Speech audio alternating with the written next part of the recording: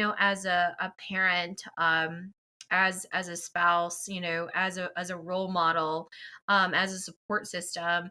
And those like little moments where I recognize it and I'm like, it's like you hit the money spot. Hey everyone, and welcome to yet another episode of Entering Motherhood, a podcast dedicated specifically to new moms going through this amazing journey in life. I'm your host, Sarah Bilger, a postpartum nutritional coach / mechanical engineer. And as always, I'm so excited to be here with you and share all of the information I've been lucky enough to obtain since becoming a mom. In this episode, we talk with Connie, a mom of two, about how she fostered connections in the height of it all when it honestly just felt like a whirlwind of motherhood.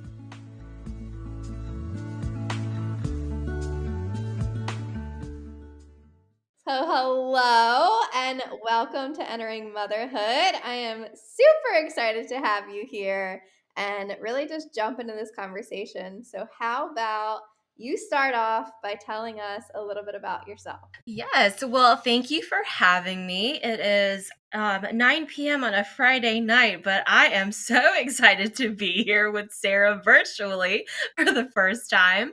My name is Connie Garces. I am a mother of two. Well, actually, I guess five technically, three dogs and two human children. I am a doctor of physical therapy, and I'm just, yeah, a working mom professional. That's just how it is. But yeah, so thank you for having me. Awesome. So how about you tell us, you're a mom of two, but what was that first baby like? What was the first time entering motherhood experience like? Just give us a little insight on your first pregnancy, your firstborn, what those emotions were like. Yeah, so baby number one was with Odin, and he was a surprise gender baby. So a lot of just patience with prepping for him. A lot of happy and exciting emotions. Obviously, it was very new to my husband and I. So there was just a lot of, I think, prep work on my part. I really wanted to make sure that I was equipped, that my husband and I were ready. Our house was ready. Well, I guess our apartment at the time, but our home was ready to bring, a new family member. And so I felt like it was a lot of prep work. I am just accustomed to studying and, I am a professional. So I felt like, okay, I need to like dive deeper, ask questions, and do a lot of like reflection at that time. So with baby number one, I felt prepared, honestly. I was ready for labor and delivery. I knew what kind of like birth, I wanted to aim for. And so I even prepped for that. And it was, I felt like my journey into the start of motherhood was all falling into pretty much place. It wasn't perfect, but it was all by means I felt empowered. I felt educated enough, and it was challenging, right? Bringing the first little human to light. And I mean, we were just really set to form a strong bond between my husband and Odin and I. It was a lot of ups and downs for sure. But I don't think anything would have prepared me for baby number two. So you were saying, like you were focusing on building that like strong bond with him. Like what was that like looking like during your pregnancy? Like what were you kind of envisioning for that? And how once Odin came, did you focus on building that bond? Sure. So when I was pregnant, actually, something that my husband Greg and I did was every night we actually had a prayer book, and it was praying to baby still in belly. And so it was a way for us to kind of connect with baby even in the womb, so that baby could hear our voice, and could hear our wishes, could hear our prayers. So every night Greg and I would kind of take turns on who was reading the prayer. and it was very short and sweet, but it was like a little prayer book. And I mean, we took that very seriously as our time to connect with baby, even at that stage. So I feel like the bond definitely started, like, I mean, as early as those, those months. So I mean, looking back at it, I was like, okay, that's actually pretty neat of what we did. We didn't really think that it was, a huge to do, but I really think because of the intention behind it, that we wanted, baby to connect to each other's voice. I do think that it has translated over even, at infancy and I mean, into today, we have a very strong bond. That was just like one little thing that I think was a very important and, just strong opportunity for us to set a good, foot to begin with. Yeah, I think that's something like, at first, like when you think about it, it's like, oh, it's so silly. Like I'm talking to my belly. And like it's hard to kind of perceive that idea of like there is a child in there and there is somebody that's listening. So that's really awesome and unique that you guys, took that so seriously. And even from the very beginning, were able to bond with Odin in that way. I think a lot of people don't even understand. Like they're like, oh yeah, like baby can hear you, but like they don't quite get like they can hear you. They can really, hear your voice and get accustomed to that. So it's soothing when they come out and they recognize your voice or your partner's voice or people around you. Like they're able to pick that up. And I think it's unique to see, even after they come out, they do sort of like turn their head a little bit more towards those people's voices that they've learned to recognize.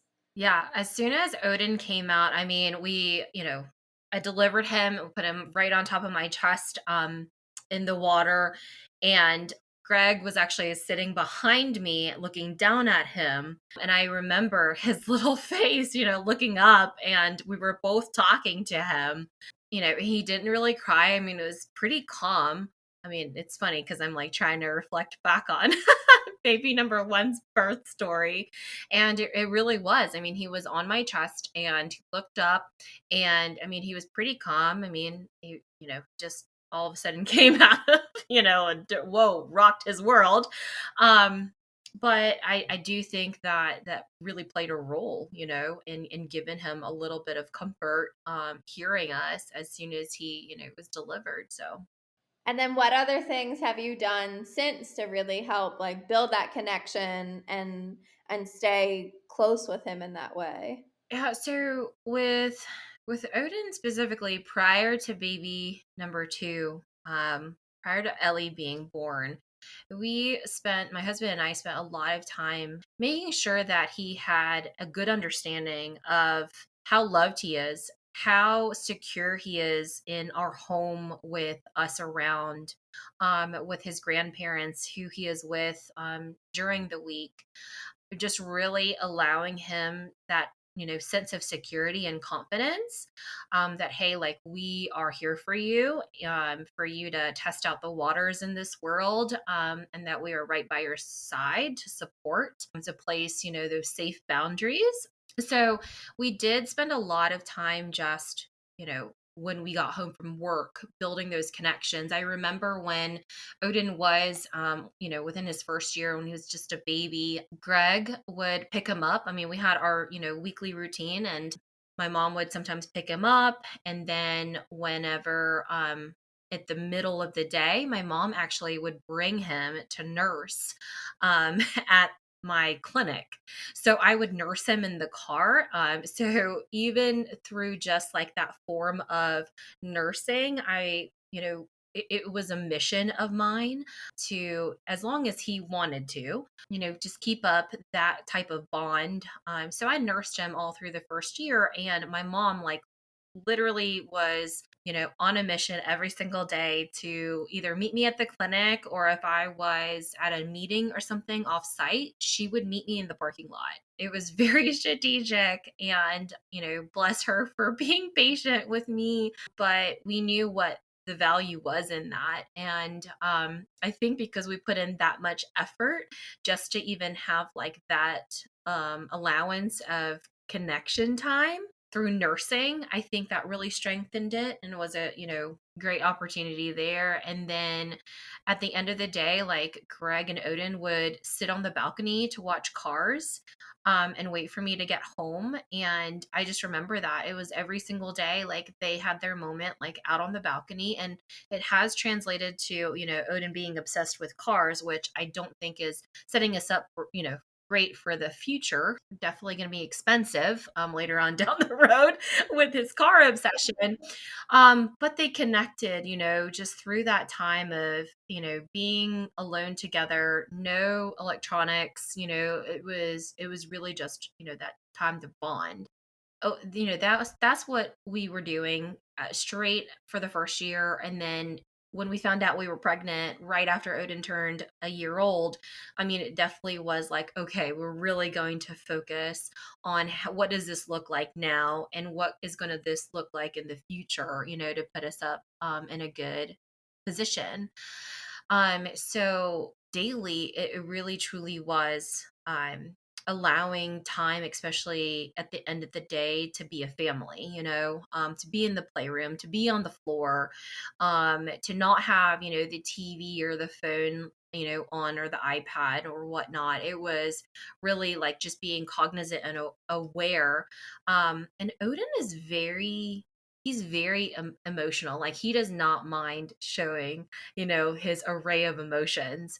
So I mean, my husband and I were just very in tune to his cues to see like where his needs are. I mean, there are days where even now, and even reflecting a year ago, he would definitely have a different temperament, like in different situations.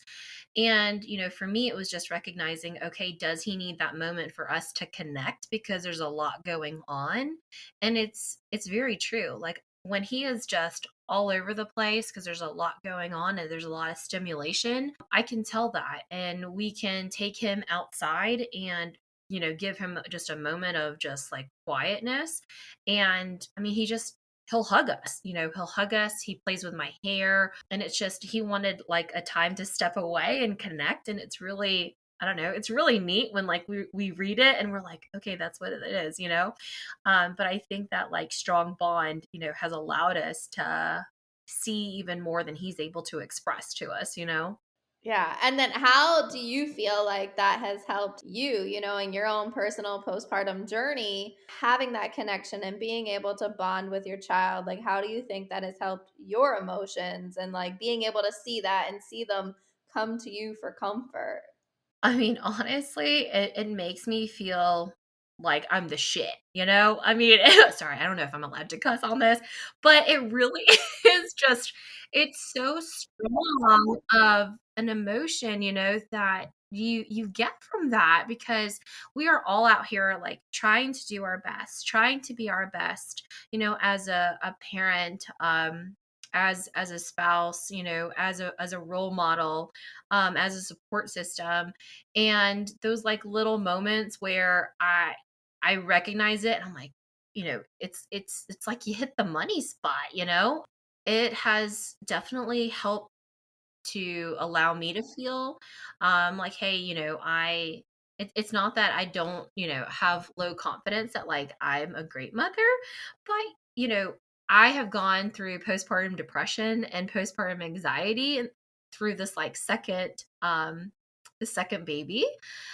And so I think getting those little moments that I remember so well with like Odin and getting them with Ellie, it really has just helped, like my mood and bouncing through and adjusting, with all the stress, of life on top of just trying to be the best for, the two babes now. Yeah, I mean, it really does make me feel really powerful. Like, okay, we're headed in the right direction. Sometimes it's a struggle bus, but those little moments where, you're able to like hug the baby or hug the toddler, and they're either messing with your hair or you can tell like they instantly stop crying. It's like you've read them and you're so in tune with them that you recognize that, and you know exactly what they need. Yeah. And then, so how about for a mom that maybe, you guys were being so proactive with Odin and making sure, even in the womb, you were talking to him, doing the prayers and connecting with him. Let's say, there's this mom with this new baby and she hasn't prepped for this and she's struggling bonding with her child. What would you kind of like suggest on like where they could maybe start? Or maybe you're just not that kind of person, like you want to have that like little relationship with them, but you don't have as like calming of a personality or the patience, like everything just seems so overwhelming, and like they can't even, like they're listening to this and they're like, well, yeah, that sounds dreamy, that sounds real nice to have that bond, but like no way am I gonna have that. Where would you kind of like, what things were you reading, what things were you trying to like figure out, like what really led you down this path of wanting to build those strong connections with your kids? Yeah, I think like knowing what the overall goal was to begin with, and then seeing what I personally, needed. I had to start there. I had to start it starts with me as far as like internally assessing what's going on with me. So really at the forefront, figuring that out, therapy helped a lot. I started therapy with Odin, well, right after having Odin, and I had dabbled in getting, counseling like even before pregnancy, but it just nothing really like clicked. I think I did not have the self-awareness that like, hey, like I could benefit, from this. Just even with what's happened like in my life, just to have like that professional backing of what's going on, like help me prep on my headspace.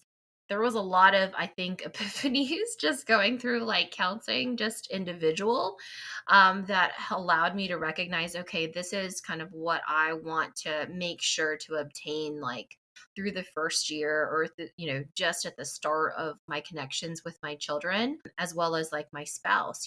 So I mean, I had to start somewhere, and that's really where I started. And through individual, therapy, I had a lot of questions, and I had a lot of discussion points that I spoke to my therapist about, that like, hey, like, what should I be looking into? Because there's a lot. I mean, we're all new parents, right? So I'm like, it's not like you can just like learn this in school and then like arrive tomorrow with a diploma saying that you're going to be a great parent. I mean, it is so fluid and it's so dynamic. But I needed like some type of like foundational core that I could lean on. So that was figuring out me to start off with, and then just finding something that I could lean on to as far as like concepts or ideas, like what do I value, what are my goals as a parent, or at the time, the type of parent that I wanted to be, the type of relationship that I wanted to have. So a lot of that prep work went through therapy, and it was ongoing. I mean, I had Odin, and it was like a whirlwind of like emotions, and then like um things to do, and stress, and just like life falling, falling into place. We built a house in Odin's first year. So there was a lot going on. And in going to therapy consistently, was able to kind of like have those conversations, to kind of be able to put, a lot of thoughts down, and start to recognize and be aware of just personal goals, and things that I valued, and then which direction I wanted to go. So it is still a work in progress. I mean, even with Ellie, and just going through postpartum depression like this, through this like last pregnancy, and afterwards, like it's a lot. And this was also too at the time of COVID, so let's not throw in that extra wrench there, but consistently going to therapy and asking questions, and just having that professional, soundboard to offer. I mean, I got a lot of great like readings through, advice of my therapist, just like talking, talking things out. She was able to kind of like recognize and kind of like help me, offer up some good like readings. So I read a lot. I still read. There's a lot out there. That's the thing too, is there's a lot of advice out there. There's a lot of research if you're into that, which, I was really heavy into the research and the literature just from like my scientific background. So I kind of like leaned on a lot of books that were centered around that. And then honestly, like I just had to figure out what was noise and then what was actual support, what was actually contributing to my knowledge and to my, I guess like my, I would say my parental toolbox, like what can I pull out of my back pocket at any given moment that was going to contribute to a stronger relationship with my children. So, and I'm still pulling out nuggets every now and then, like of things that I've seen or heard or read or chatted with other parents. I mean, it's like I said, like just like fluid and dynamic. And so I think having like a good foundation that I just started to reflect on with in the early stages has allowed me just something to kind of go back to, especially when times are rough. When Ellie was born and the first few months, that seemed like that I like to equate as a storm and dark clouds looming over me, just the sensation of like not being able to breathe. It really was important for me to kind of lean on the why, the things that I value, the things that I remember why I'm doing this. No, I mean, I think that's like so true. And like, being able to like revert back to that. And I think how you were saying, like that scientific background, like that, like your schooling and like you're accustomed to like finding out, the answers and taking the time to research things. And I think that really helps, stir up your curiosity and find out solutions to things that like you want to know more about. And I think there needs to be more of that. Like I think a lot of times like people don't understand like they can make an impact and they can make that difference, and like it might require a little bit of work, but like if you're willing to really, it does start with you. And like if you want to see that change, you have to be willing to kind of like push yourself and like go towards that to see results that you want to achieve, because it's so easy to just like throw in the towel and just kind of like, well, this sucks and my relationship with my spouse sucks and the kids are a mess and they're all screaming everywhere and things like that. And I think to be able to just like stop and be like, what is going on here?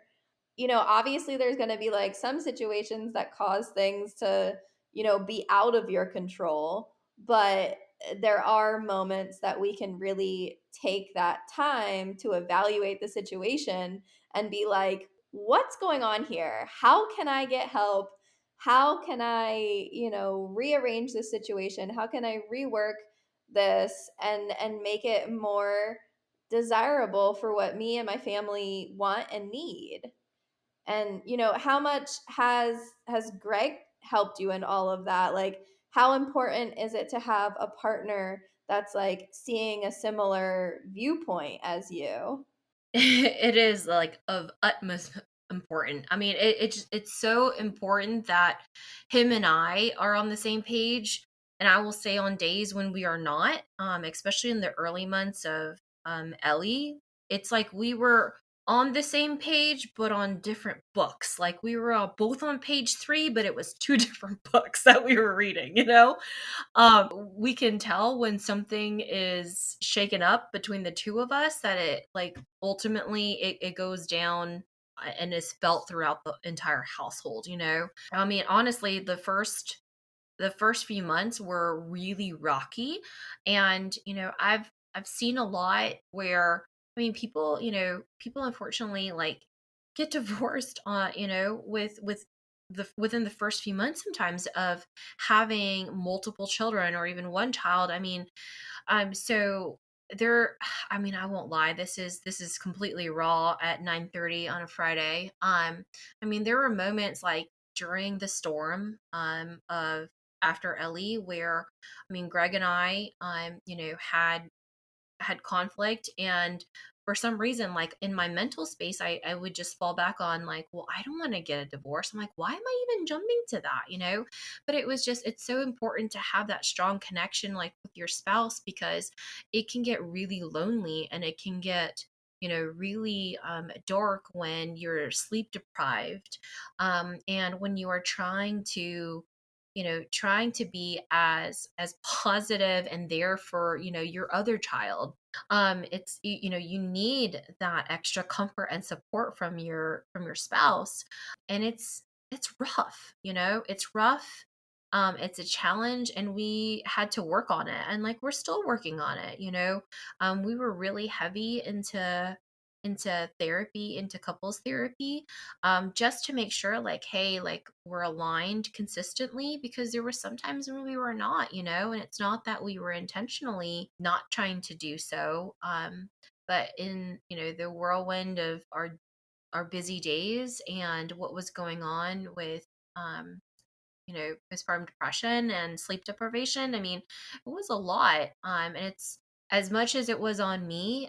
I mean, it's a lot on my husband as well. So definitely doing counseling together was super helpful, um, and making sure to be consistent with that so that we had, a safe space to be able to communicate when we could not, maybe prior to a session. So there was a lot of times where we were both communicating, but we were not connecting, if that makes any sense. I mean, I'm sure people can relate to that even on a daily occurrence with strangers or, um, work situations, but definitely had to work on that level of not just being able to communicate, how things are going individually, and how are things going in the household, but being able to connect on the level of what each other's needs are, and being able to,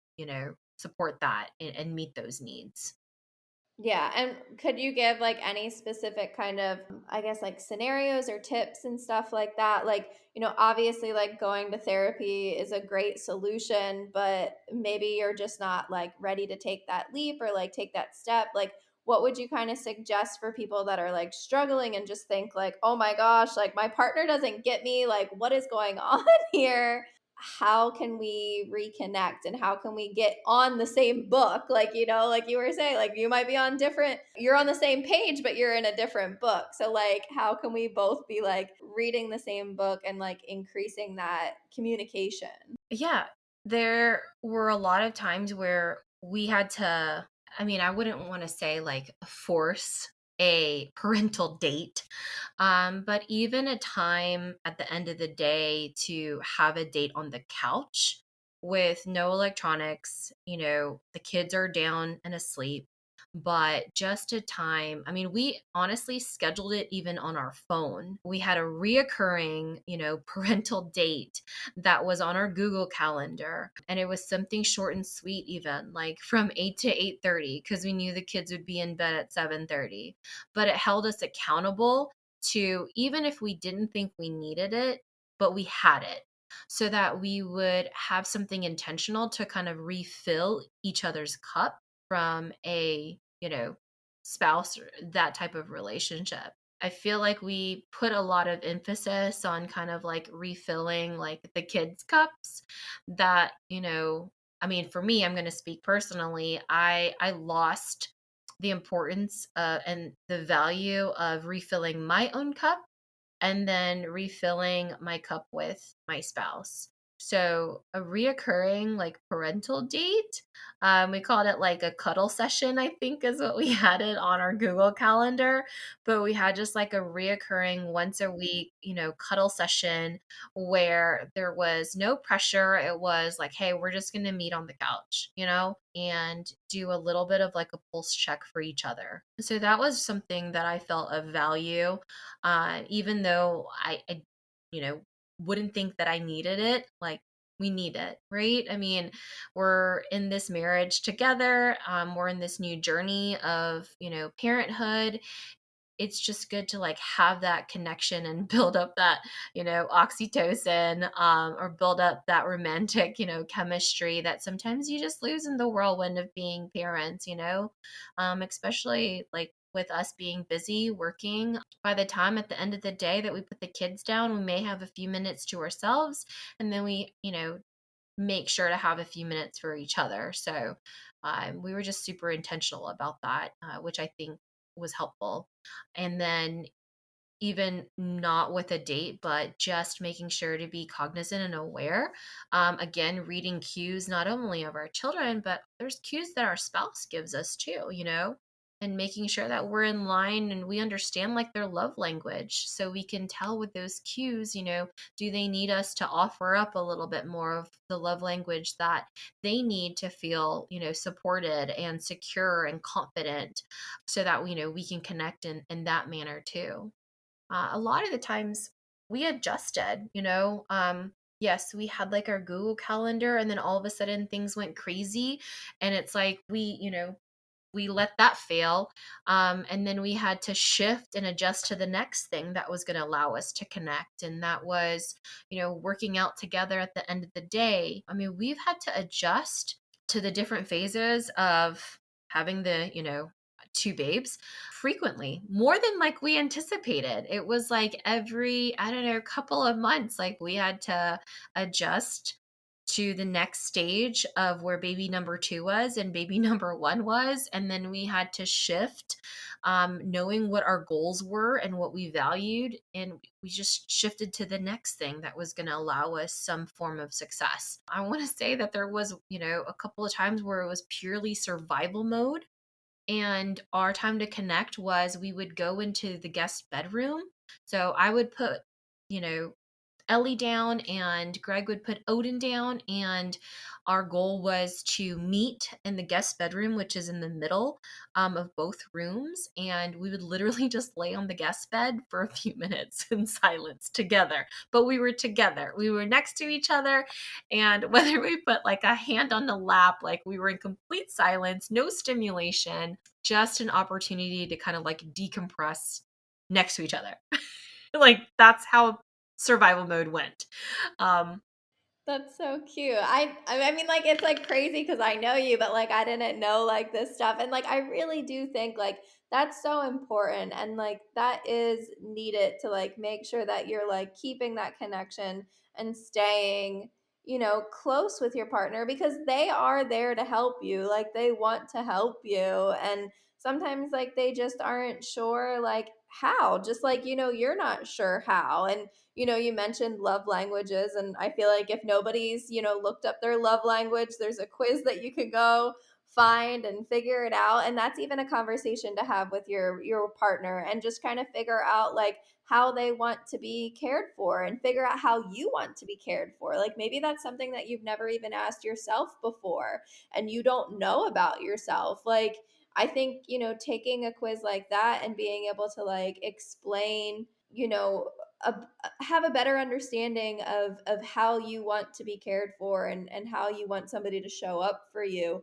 is like a huge step number one. Because like if you don't even know what you desire and what you want, like how are they supposed to know? And so like I think like really just taking that time to like deeply understand ourselves, and really being able to kind of like work that out. And maybe that has shifted. Maybe before like you really liked gifts and stuff and whatnot, and now it's like acts of service. Like you want them to like do things for you. So before it was like, oh, I just bought you flowers and you were fine. And it's like, I don't want flowers anymore. Now I want you to like clean the like bathroom and wash the dishes. So like I think, getting used to that like new setting and those new wants and needs and stuff, and being able to communicate that, I think is something that like, we have to take time as moms to figure out for ourselves, and then also like be able to have that like communication level to explain to them, what we want and what we need, and also like being able to still be there for them, because if their cup's not full, if your cup's not full, like nobody's going to be able to help any baby. So I think, like being able to stay with that. Yeah, no, it's so funny that you say that because, I took the love language test like a while back, years ago. And I kind of knew what my top languages were.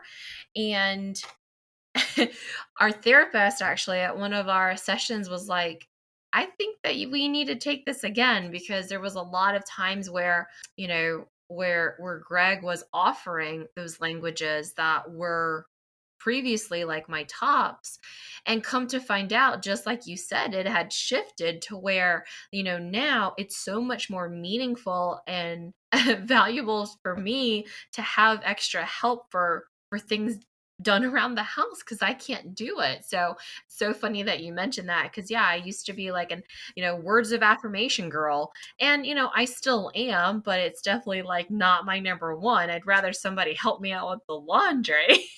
you know that is something, with even the kids, that we start to recognize because you can tell which language like your kids are starting to respond to. So if that's something that somebody hasn't done, there's free test online, and it's funny to kind of just start to see that come out with your kids because you can apply it in a number of ways. Like Odin is a huge, he's a huge hugger and he loves affirmation as well. I mean, he soaks it up. And, with Ellie, I mean, she definitely like you have to meet her at her need of picking her up, you have to hold her. She is definitely somebody, like wanting that like level of a physical, like, affection. But yeah, physical touch is definitely hers. That's so cute. It's so awesome to be able to like recognize that kind of stuff in our kids. But, so like, we've talked about like Ellie and coming into the picture and like you having two kids, but what was kind of like that dynamic shift like, and how did you kind of like prepare Odin for that new baby coming in, and what was that, I guess, yeah, like shift like? Yeah, I mean, in the same manner that, we spoke, to Odin in the womb, we spoke to Ellie in the womb. And even though like Odin was like a year and a half at the time, we definitely spoke to him about the baby in the belly. I even have like the cutest pictures of where he would actually like lay his chin on the belly, and I would tell him that there was a baby in there, and that was his sibling and such. I would actually bring him with me to my midwife appointments, and he would always place the sound head, and he could hear the baby's heartbeat. So or there was a lot of times that we were trying to make it as tangible as possible, even though like he probably had no idea what we were talking about. But I mean, I'm sure that he could sense the change in me, could see the change physically, of the belly. So we just try to do as much tangible and real talk with him as much as possible at the forefront. And then, at night, like, or nap time, like, I would even tell him, like, hey, you have like a sister or brother coming, like, they're going to be your best friend, like, all that stuff. And we were just trying to foster some type of like healthy connection and conversation with him, even though he wasn't talking back. It was just still speaking it into existence, was a big thing for me and for us as a family. And then with Ellie coming, it was, we did a lot of prep work just in conversation, like with him, and making sure to give him a lot of him time. So, like leading up to my due date, we had a lot of Odin time. We made sure to do a lot of fun things, both, my husband and I, and with the grandparents, so that he could feel that love and he could feel secure in his own skin, even before, baby was arriving, just because we knew that stuff was about to change.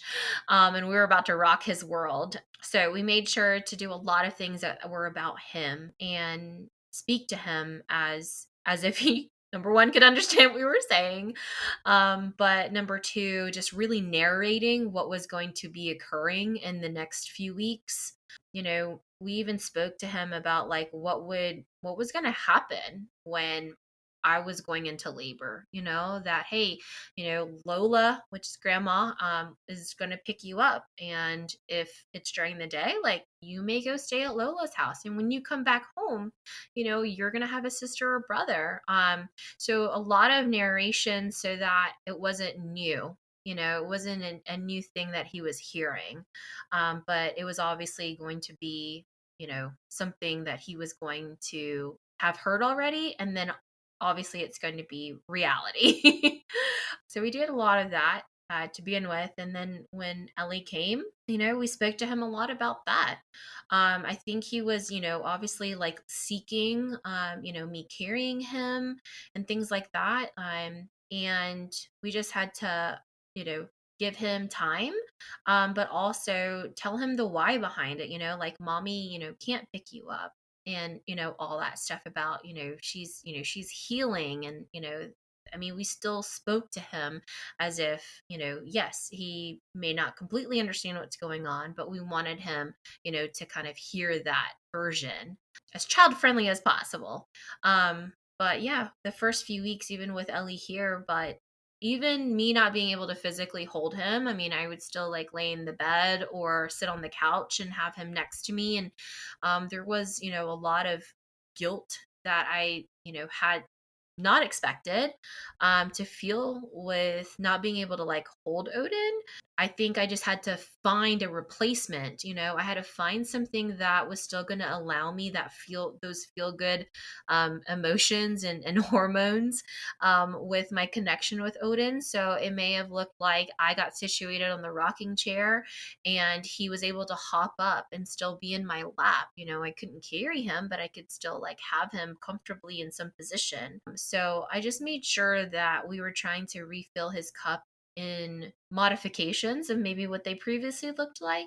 So that was a shift. That was definitely like a time period that I was like, okay, I didn't like prep for how that was going to look. But just knew what the end goal was and what I valued in my connection and relationship with him was, time alone, even 5 minutes at the end of the day. I believe either a really close friend kind of made that comment to me. I remember when I was pregnant with Ellie was even 5 minutes at the end of the day with nothing but eyes on that that second the other child just really helps to kind of re-strengthen that bond that maybe they lacked earlier in the day because you were tending to the baby or trying to catch up on sleep and stuff. And man, I did not believe that 5 minutes was going to go a long way, and it really did.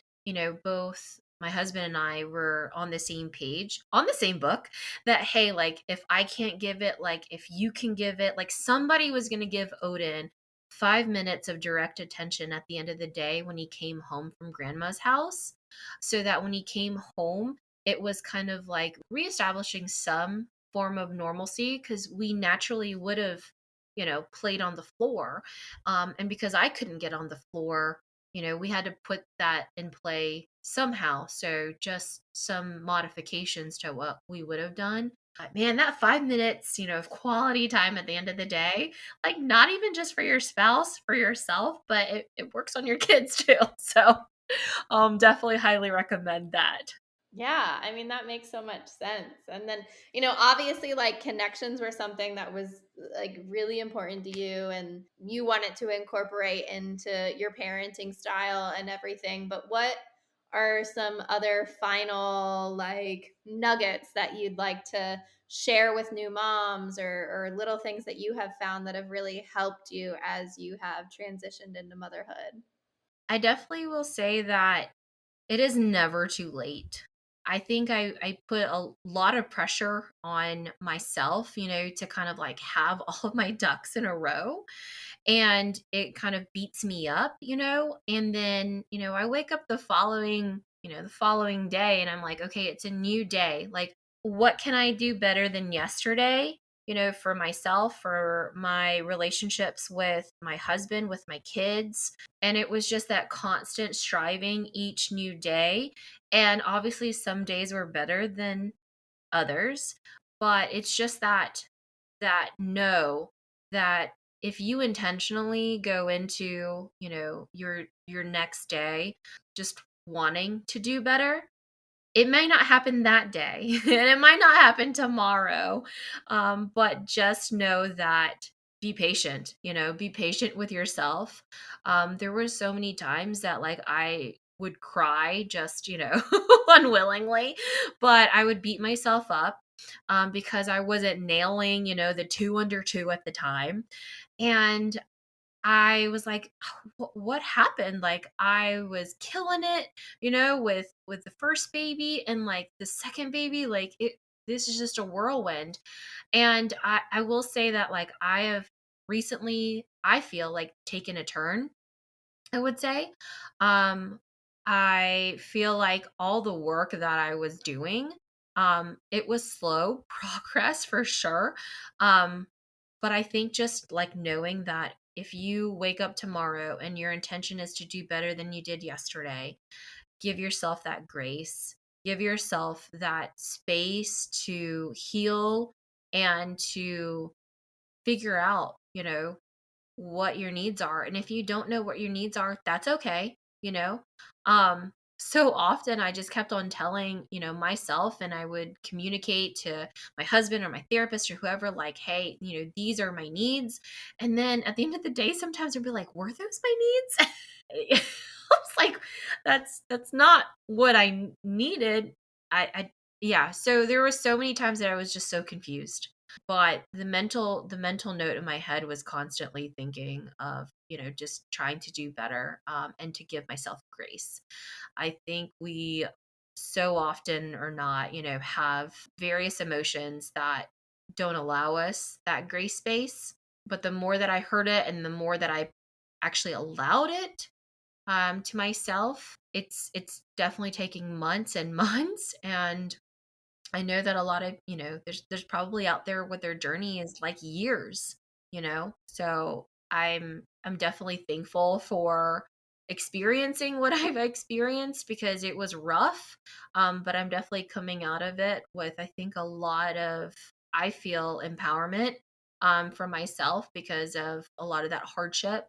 And I mean, I'm still trying to push through, Yeah, I think that's really awesome to be able to like, be on that other side of it and feel so empowered and sort of like, like you should be proud of yourself for the work that you've done and the things that you've accomplished and the effort that you've put into wanting to be where you are. And I think, it does take a lot for somebody to one like recognize that and then like two like fight for it and want those results and want that change to occur and everything. And like it is like a very empowering moment to feel that and like a sense of accomplishment. So I think it's, something to be so proud of. And now you're able to like, share that knowledge with others and be able to help other people that might be like going through it and be like, look, like I was there, like I was going through it. Like, no, it might not be exactly the same, but like there is a light at the end of the tunnel, like there is another side of it all. And like it's going to take time and you have to be patient.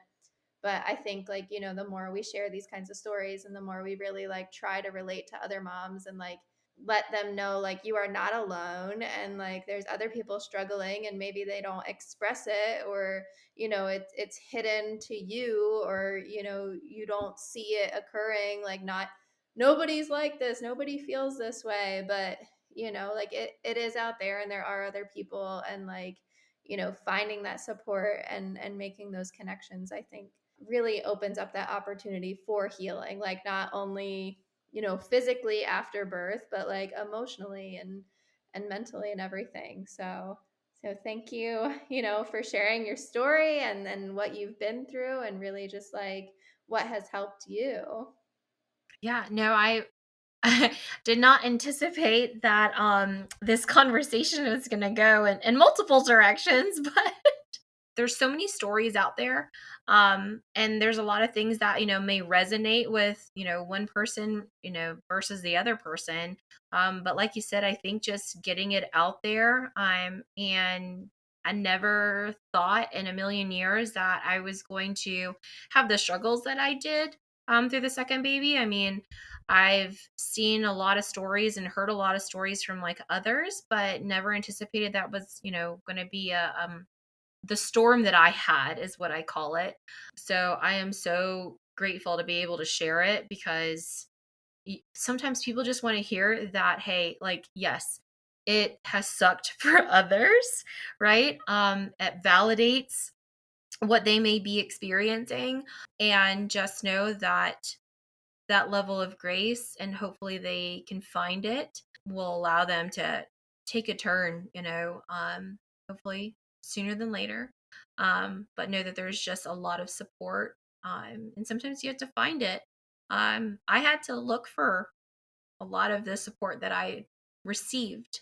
It didn't just like come to my doorstep, and I think that was a really big challenge that I didn't even recognize I was going to have, was to seek that. But thankfully, I have a supportive husband, and his mission was to find me help, whether it was through him or through something else. Yeah. Are you open to, like, if people listen to this episode, like having them contact you or get in touch with you in any way? Yeah. I mean, I think that, many hands make light work. So I think the more that, if something that I have said like resonated with somebody, or just like, hey, this is a mom that struggled, like I need a mom that struggled to feel my struggle, like, yeah, I would not mind that at all. So how could they get in contact with you? What would be the best way? Sure. They are more than welcome to find me on Instagram. My name on there is C Garces, so CGARCES 85. But that is probably the best way, is to just privately message me on Instagram, and would love any opportunity to kind of connect with other moms that, need some extra support, or just want to see how, my journey in any way panned out that may seem similar to theirs. I think that's really important for us to band arms, for sure. Well, thank you again for coming on and talking with me. I know this was a long waited conversation, but we've made it. I think there was like 5 layers deep, probably 20 layers deep than I anticipated there was going to be. Well, this wraps up yet another episode of Entering Motherhood. I hope that you have found this episode helpful, and if you liked it, please share it with others who might also benefit from this information. If there's anything that you'd like to know more about, or maybe you know someone who'd like to be on the show, please visit my website, enteringmotherhood.com. I'm so thrilled to be going on this journey with you and getting the amazing opportunity to help moms during this postpartum experience. You can also now find us on Instagram and Facebook at Entering Motherhood.